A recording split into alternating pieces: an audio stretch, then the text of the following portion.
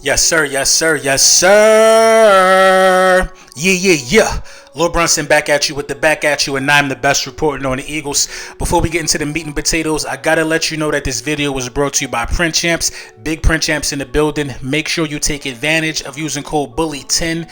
Make sure you tap in and get all your Hurt Season merchandise, your Hurt Season shirts. You know what I'm saying? With any purchase of your Hurt Season shirt, you are eligible to get any Hurt Season hat at a discounted rate. So take advantage of that. Thank y'all for streaming. God bless who hating. You know it warms my heart when y'all do it. Shout out to y'all, man. Always being in the mix and supporting your guy.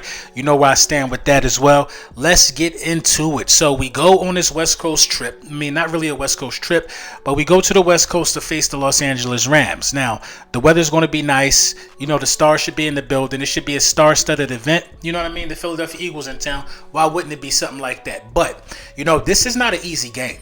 It's not an easy game, and I haven't seen a lot of emphasis on, you know, why this game would be hard. So with the addition of the keys to victory, I'm going to point some things out that we might not know about the Rams.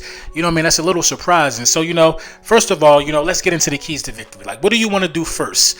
Obviously, what you want to do first is be mindful that you're going to be missing Cam Jurgens, who's a starter at the right guard position for the Philadelphia Eagles. Sua Opeta has been getting, you know, a nice amount of snaps in camp today and in recent days, you know, walkthroughs or whatever the case may be. So I expect Sua Opeta to be the starter and right guard for the Philadelphia Eagles. What does that mean for us? And what does that mean, you know, in terms of, you know, the Rams defensive line, who features one of the best to ever do in Aaron Donald? I look forward to the Rams lining up Aaron Donald over top of Sua Opeta and our experienced vets like Kelsey, Lane Johnson, you know Dickerson. Those guys got to be ready to help out with Aaron Donald at any given moment if, in fact, anybody is left one-on-one. You just want to let Aaron Donald get a clean release to Jalen Hurts. And you know what I mean? You know, this Rams defense is playing. They're playing better. They're playing good, actually, for like some makeshift defense for something that guys had just put together or whatever the case may be.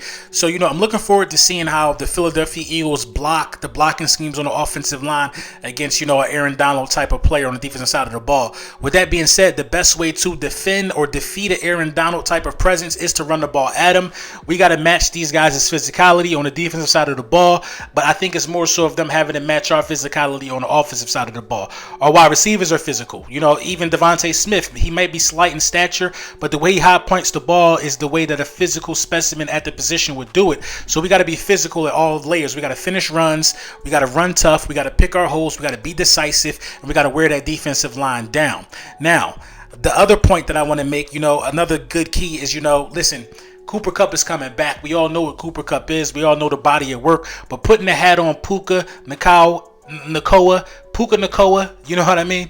He playing like something else, man. There's only 2 wide receivers in the National Football League with 500 receiving yards, and I think it's him and Justin Jefferson.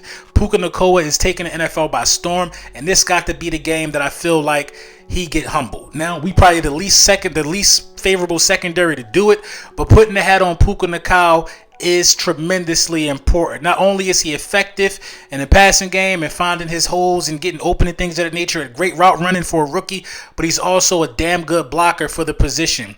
You know what I mean? For a defensive secondary like the Philadelphia Eagles that plays as soft as we play it sometimes, Puka Nacua is one of those guys who turns into an extra blocker at the wide receiver position, kind of like how A.J. Brown can be. You know what I mean? Puka Nacua is physical. He can't be rattled. You know what I mean? This guy is ahead of his time, and his time is now. You know what I mean? With them bringing back Cooper Kupp, this could be disastrous for the secondary of the Philadelphia Eagles if we don't decide to take at least one of these guys out of the game, and I think you got to take out Puka Nacua. Cooper Kupp just coming back. Puka Nacua was riding a high. Take him out. Hit him. Get physical with him. You know what I mean? Get physical with him. The next key that I want to talk about is, you know, having a balanced attack. You know what I mean? We don't want to make this a firefight at all.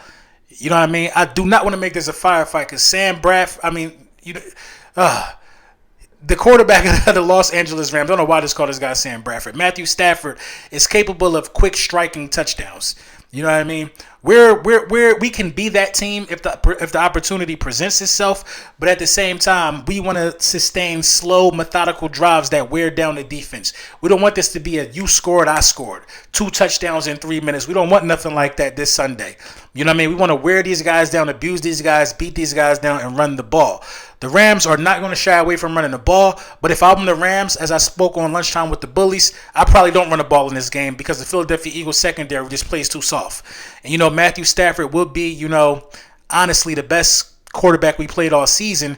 So with that being said, we got to be aggressive. We got to be up. We got to play a little more press. We got to mix things up and disguise things, because if you want me to be honest, I think Sean Desai has been getting by on borrowed time. It's only a matter of time before he gets exposed. Sean McVay is capable of exposing a coordinator like Sean Desai. So, we got to come out there and put our best foot forward.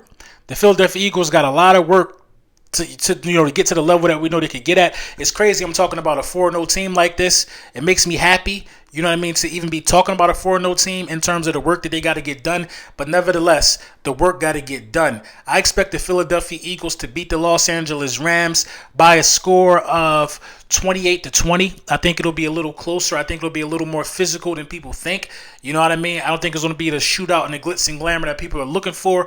But you know what I mean? That's my score, 28-20. The Philadelphia Eagles will improve to 5-0. This is a trap game. Please don't make no mistake about it. This is a trap game if I've ever seen one. A lot of people are projecting both undefeated teams to go down this week, and the one that go down won't be the Philadelphia Eagles, I tell you that. Let me know what you think in the comments, and please put your score predictions below. We're going to talk about it.